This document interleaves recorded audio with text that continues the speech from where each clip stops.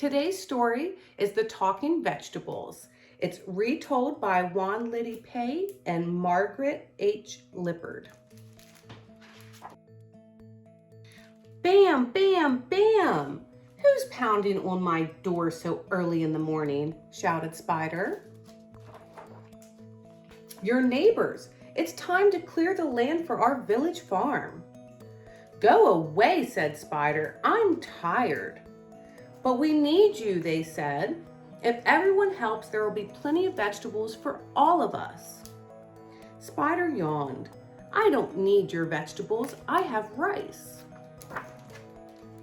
Everyone in the village walked down the road to a clearing in the forest. Everyone except Spider. They worked all day cutting down bushes, tearing out vines, and digging up roots. They raked smooth beds and built a waterway. The next morning, the villagers came again to Spider's door. Bam, bam, bam! Who's there? Spider called. Your neighbors. Come help us plant the seeds. I said no, and I mean no, shouted Spider. Now go away. The villagers carried the seeds to the farm and planted them in straight rows. They planted kielbasa, tomato, pumpkin, squash, cabbage, cucumber, pepper, and many different kinds of beans and greens. Another month later, the villagers knocked on Spider's door again. Bam, bam, bam! Spider opened the door and yelled, What do you want now? It's time to weed the farm, they answered. I didn't help before, and I'm not helping now, Spider screamed. He slammed the door and went back to bed. All day, the villagers pulled weeds. Their knees hurt, their backs ached, and their arms were sore. In time, the vegetables began to ripen. The villagers picked what they wanted.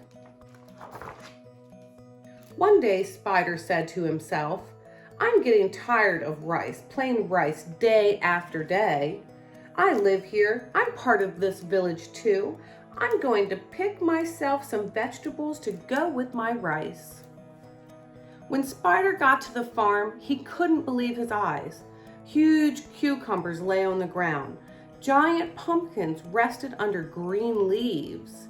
Juicy tomatoes hung from vines. Wow, said Spider. Those tomatoes look delicious. I'll just take one or maybe two. Spider reached out to pick a tomato from the nearest plant.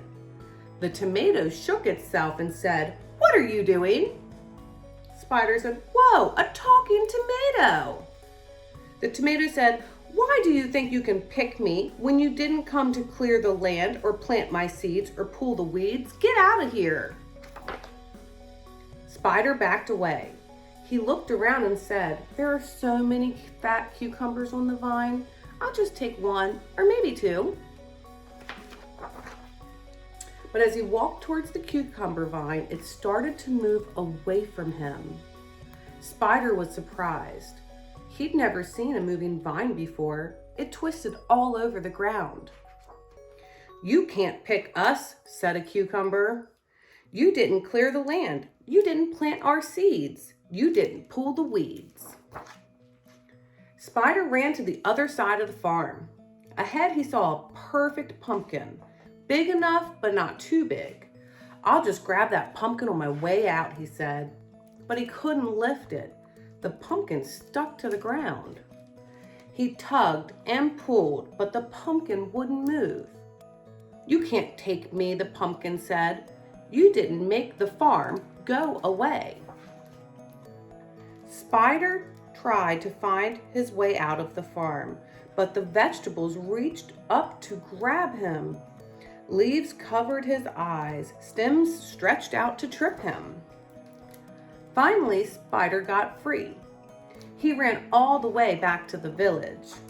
But when he got home, he was tired and hungry. He put a pot of water over the fire and boiled some rice.